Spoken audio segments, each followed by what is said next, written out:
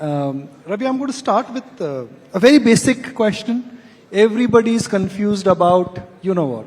Can you guess my question? AI. Okay. What is the real world? If you have to connect AI into what it means for India, what it means for world, there are naysayers who say we've seen it before, and there are some, new gen AI developers who say that you've never seen something like this before. So what is the real world, and how will India and IT move because of AI? Does this work? Hello. You'll have to start it. Okay. This is still analog, so it's not AI. Sorry? It's not AI driven. You'll have to start the button. Yeah, Franklin Templeton will help Cognizant with their technical needs. So thank you, Nikunj, for that question. I mean, it's certainly different to the past tech discontinuities which have happened. The past ones mostly helped the ones who had the skills, because technology needed the digital skills for you to equip yourself. I mean, mobiles really were in the hands of end users, but they always gave you information. They didn't give you jobs. They didn't create more jobs. This is technology where you're going to use. It's going to be in the hands of the end user. You don't need any other skill except natural language to talk to it. You can talk to it in your own dialect, in your own vernacular. And because you can do so, I think we'll create some kind of a creator economy. Why is this going to be fascinating for India? India is actually a data economy. A lot of data is actually in the hands of the users. India will therefore leverage this much better than anyone else. India is also an economy which wants to be a creator economy. It's very entrepreneurial. So you're going to actually offload it to the end user. There's been never a technology in the past where humans were trying to understand computers. Computers are going to try to understand humans. So our ability to absorb that, diffuse it very fast is going to be very high. Because India's the national digital infrastructure is very strong, it's very inclusive, you're going to diffuse it much faster. And therefore, I believe it's going to be very, very powerful to the future of India. Can I just make a comment please. on that? So I have 5 children, and my 3 daughters are a singer, an actress, and a documentary filmmaker. So when my son became a computer science major, I was really excited because I thought finally one of them is going to support himself. And now I realize that the better job will be the creative job, because you can go to GitHub and do your programming for you. It completely switches it. And 40% of the code can be written by AI algorithm, which means the 21 million developers the world has is not necessary. Anybody can write code. Today, forget about the development of AI for the future. Today, people can write code on GitHub. 40% of the code is ready. So you are going to see the future where finding new purposeful problems will be the human endeavor, and solving problems will be done by machines and humans together. So AI is real. It's here to stay, and her son will get a job. Sorry, AI is not going to eat into the manpower job. Her son will still get a job. He makes rum. All right. Mr. Winter, they say that in India, if 1980s it belonged to Japan, 1990s belonged to US, if the last decade was dominated by China, well, the next century will be dominated by India. And I'm saying century on purpose. Would you agree with me? Will you strongly agree with me? I think the audience has given you the answer.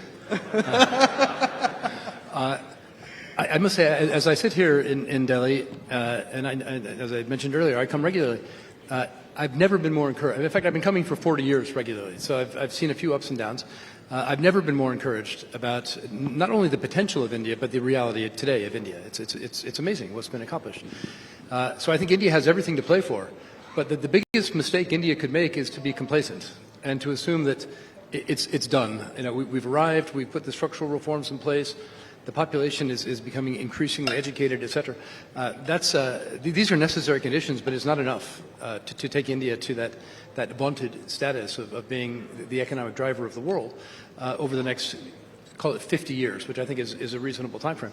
And I think we could spend a lot of time talking about what India is doing, what it needs to do more in order to cement that position. But I have no doubt that what you set out is it is for India to take if we get the program right. Thank you very much. Ms. Johnson, I'd like to just build a construct for the audience here about the real economy and the financial economy. The financial economy in America is actually higher than the real economy. In India, the real economy is actually at par with the financial economy. Do you see that in coming decades and coming years, both for your firm and for Indian financial markets? Sky is not the limit, but space is the limit. That is the space which we are aiming at. It's going to grow exponentially. Well, so if you're defining the financial economy as markets, for yes, investment financial markets, markets, right? So, there's always, it's sort of like we talk about investing in technology, that sometimes the technology is really exciting and a great opportunity, but there's not a good time to invest in it. Like it's a harder thing to invest in. So separating those things, I think there are a lot of interesting risks, say, in the U.S. market, where you have 7 stocks, they call them the Magnificent Seven, driven by great growth in technology and are great companies, but have accounted for 71% of the returns. And so, you look at it and you say, well, that could be a risk. They're trading at something like, I think, 49 times earnings or on average. So there could be some risk there. On the other hand, you look at it and you say the economy in the U.S. seems like it's doing pretty well and is pretty strong. And whether you'll get the kind of earnings growth that you've had over the last decade, probably not. I go back to kind of Bill's point on India and just say, and a lot of people ask, is the market expensive for for the growth opportunities? I just, to emphasize Bill's point about the economic opportunity in India, if you look at the last decade and you say the last decade was China, why? Why was it China over India? You've got a young demographic, independent rule of law, some of the best education systems in the world, graduating more engineers. I think it's 6 times the number of engineers than they do in the U.S. Why did India lag China in the last decade? And you look at it, and honestly, it's because you'd argue it was an unorganized economic policies.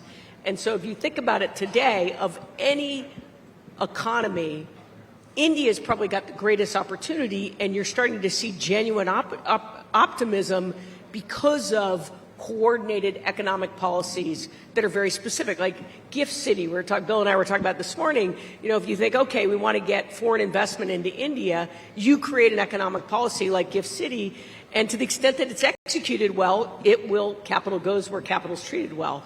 It will come in. If you need to spur the domestic economy, you create policies such that you spur that kind of growth to get the outcomes that you want, and growth begets more growth. So I think that it's, if you think about walking in each country as a kitchen and you're a chef coming in creating economic policies, there's no better stocked kitchen than India for opportunities because the fundamental tailwinds behind it, provided it continue to get it right. So for India,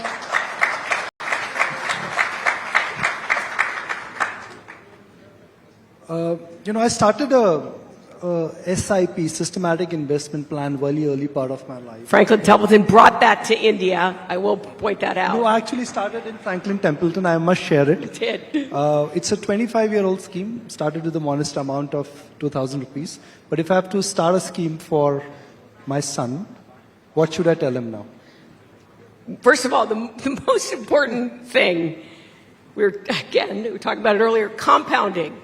So if you start investing at age 25 and you put $5,000 away for 10 years every year and you get a 7% return, you will have more money than a person who starts at 35 and saves $5,000 a year for 30 years. So the most important thing is that your son gets in the market and invests in the market, and then from a time horizon stays invested. And the reason I love SIPs is because you actually buy more stocks when the market goes down. That's when so many people retreat. And often they're selling when the market's down and buying when it's high. Just consistent, every paycheck, making an investment, you will do just fine over the long run in the market. Well, power of compounding, we always talk about that. Rizwan, let's talk about the real estate market. You understand the real estate market. You've excelled in the Dubai market. What prompted you to go to Dubai? Why have you excelled? And what is unique about Indians doing very well in Dubai? Well, I went to Dubai almost 30 years ago.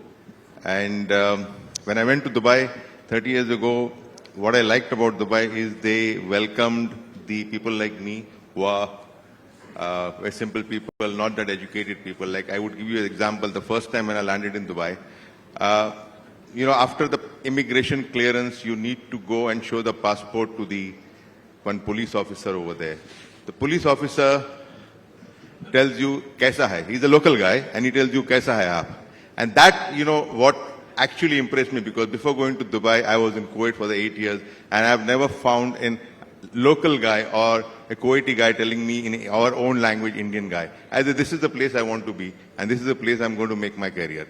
Now, this is not the case only of me. Many Indians like me who have made their base or made themselves big in Dubai or UAE, because the way they make the business so easy, friendly, they allow people like us to work without any bureaucracy, and there is a lot of harmony between all of us.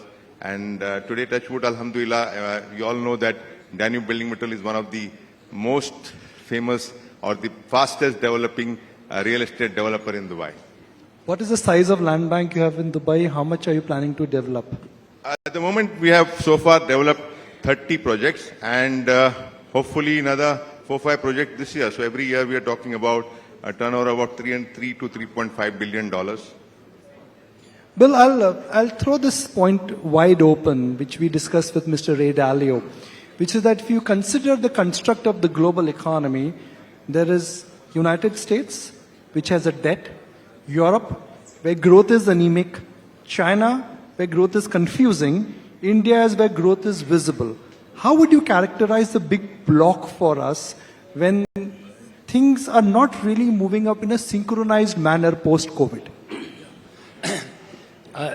You're right that things aren't moving in a synchronized manner, but they're not uncorrelated either. So at the end of the day, the U.S. has surprised, I think, most observers with its resilience. You had a shock interest rate adjustment on the back of some inflation, and U.S. growth hasn't really faltered.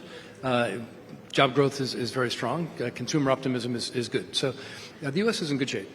China's the other way around. The rate of growth in China is a little bit less than 2 times the rate of growth in the U.S., but the level of confidence is zero. There's no confidence amongst Chinese investors or amongst international investors investing into China. Why? Because it's confusing, exactly as you say.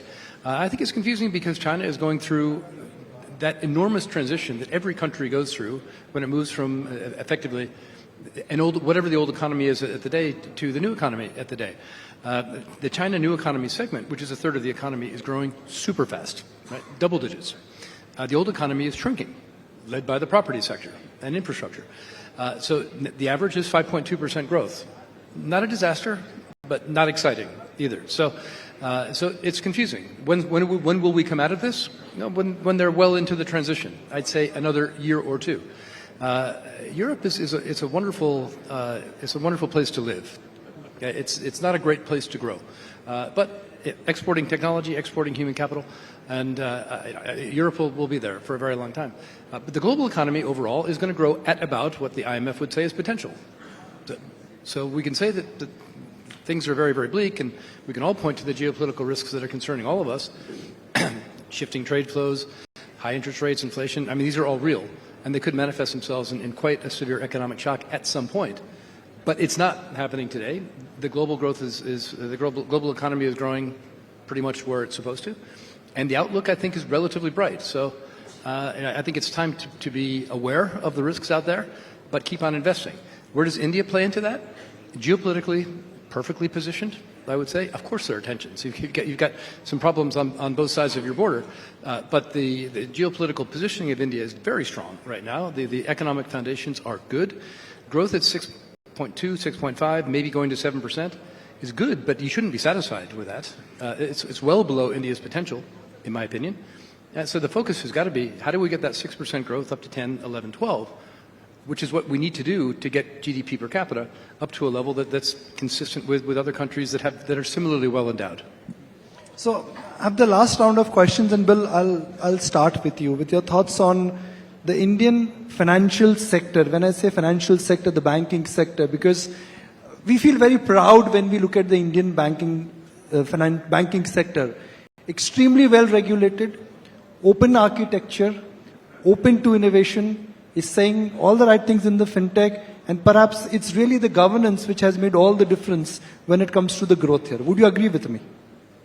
I think the Indian banking sector is extremely strong. And certainly in my time operating in India, I started off 30 years ago with a joint venture with an Indian bank, a little bank called ICICI. And I was at JP Morgan at the time, and JP Morgan had the technology, and ICICI had the local operation.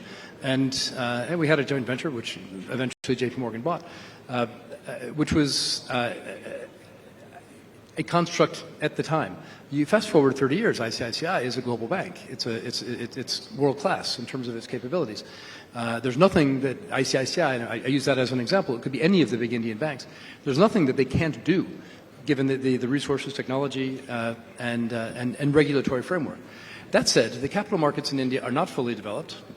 It's not a truly international market. The rupee is not an international currency. It's not a currency of trade. These are all necessary components for India to become a truly global financial player. India doesn't have to be a global financial player, but typically global powers accumulate that position over time. And I think this is a huge opportunity for India over the next decade or two. Can I jump Yes, in please. to answer something? In similar lines, so if you go back again to 40, 50 years, the world has seen a period of change or a period of uncertainty. There are very few times change and uncertainty have come together. And this is one of those times. Change and uncertainty coming together. That's a beautiful part. Change and uncertainty coming together. Okay. And to navigate that, India probably has a lot of things lined up for it. And that's why I think India is going to be very successful in the next 1 decade. And I'll say quickly 4 things which will help India. First, because we are in a slow economy across the world is pretty much flat. 2% global growth, inflation adjusted is 0. A lot of slow growth means operations of the world in a demographic dividend India has. A lot of operations is going to move to India. It's not just technology and IT. So the 5 million people who work in IT and IT-enabled services will probably be 10 million or more in the next few years. That's the first one. So as the world slows down, we're going to see a lot of human capital powered by good education, not just technology, but ops. Second, India's per capita is only $2,000, which means it's the right time for discretionary consumer spend to take off. That means India is also going to be a consumer economy as we go forward, which is actually going to propel growth. Now, the world is actually moving from a bipolar, China-US to a multipolar world, which means, again, the manufacturing capacity, supply chains will get distributed. As they get distributed, if India invests heavily on skilling, manufacturing can actually be a significant part of the GDP of India. So that's the third piece in the mix. Remember, even the pyramid which India has, only 5 million households earn more than $35,000, which means if the pyramid really goes into a diamond and the middle of the pyramid gets to spend more, there is a forecast which actually says that 5 billion will probably be 5 times more in the next 10 years. The last is it's also a very inclusive economy because the digital infrastructure allows you to make it transaction-based, low cost, high volume, which means it can again diffuse to the bottom of the pyramid very fast. So the digital infrastructure can actually again create a flywheel on consumption. So these 4 things in a period of change and uncertainty makes India almost the office of the world, you can call it, or the ops center of the world, the factory of the world, and the consumer of the world, if I may. And that makes it. It's such a brilliant point. You've really sketched the architecture for us so beautifully. Energy transition, per capita, manufacturing, and being the back office of the world. I just want our audience to write this number. Just write this number. $250 billion. Now, why am I insisting on $250 billion? Well, that's the size of Indian IT exports last year. $250 billion was the total oil export from Aramco. So Indian IT industry now is actually equivalent to the total amount of oil actually which has been exported. That's something which we don't realize. But $250 billion, and this is last year's data, and we'll have to add another 7-8% here. And in fact, Nikunj, what's going to happen is, it's not just IT services companies like ours. There's 1,600 global capability centers, which we don't add set up. by American, European, global corporations in India to run their ops. And that's a much bigger universe. Running ops is literally 30% of the, of the profit and loss of every company, versus technology being a small portion of it. So a very quick answer from you. For Indian IT industry, where the size is $250 billion, do you think the next 5 years will be better than the last 5 years? Just a quick answer. 100%, because big tech companies are going to set up shop here. Tech services companies like Cognizant will add more. And our own clients will actually set up shop here, because they will insource technology as much as they outsource. They will insource ops as much as they outsource. And their own insourced ops and insourced technology will be based in India. Mm-hmm. Cognizant is listed, guys, remember. Cognizant is a listed stock. The CEO says next 5 years will be better than the last 5 years. It is not a tip. It is not a tip. It is just an indication that which way the IT industry is moving. Do you want me to ask you a question, or you want to say something about India more? Well, I was just going to say, Franklin Templeton has 20% of our global workforce in India. At one point, we had 30%. We ended up outsourcing, but we outsourced to people in India. Yep. And if you think about things like AI and the technology investments that it's going to take to compete, it's going to get more and more expensive. And as long as you have the talent and the value here, it's going to grow in India. So I completely agree with your points. I have a time constraint, and the timer is shamelessly saying time up. But I have some question for you. अब आप Dubai में क्या करते हो? India कब वापस आओगे? इतना बता दो. दुबई में क्या कर रहे हो? इंडिया वापस कब आओगे? इंडिया कब आएंगे? इंडिया जब बुलाओगे तो आ जाएंगे. फिलहाल दुबई में है, लास्ट 30 ईयर से दुबई में हूँ, और वहाँ पे अच्छा ग्रोथ मिल रहा है तो वहाँ बैठा हूँ. किसी ने मुझे पूछा when are you going to come to Dubai? India, of course we have an operations in India. We have a Danube home operations in Hyderabad and Bangalore, which we are running. But the real estate portfolio we have in Dubai only. And what I have seen that the Indians love to invest in Dubai because of the culture, because no taxation policy, because of the India, and to Dubai we have almost 200 flights from all over India to Dubai. They love to come over there, setting up a business very easy. They are very happy over there. I know here we are talking about on a GBS platform where we are talking about the Indian, but since you have called me and talking about Dubai, so I need to talk about Dubai. But Dubai is a great place to come. Dubai में भी Indians ही real estate ले रहे हैं ना? Dubai में भी Indians ही real estate. Dubai में Indians, actually 40% of the Indians are buying real estate in Dubai. They are the highest number of real estate buyers today so they are contributing a lot to the Dubai. And because of Sri Narendra Modi ji coming to Dubai in the last 10 years, he has come almost 10 times to in UAE. That has strengthened the relationship between UAE and India so much that everybody, if I'm sure you must be knowing, there is a Babs Mandir which is being inaugurated in Abu Dhabi. Can you imagine in an Arab world, Arab country, a mandir to be inaugurated, and that is possible only because of Sri Narendra Modi and Sheikh Mohammed bin Zayed. So this is the relationship, we have developed between India and Dubai, and I'm happy that Indians are loving Dubai, and we also, at Dubai, UAE people also love to come to India and invest over here. Thank you very much. Thank you everyone for being part of this panel, and thank you very much for telling us that indirect indication that Cognizant and Indian IT industry is headed.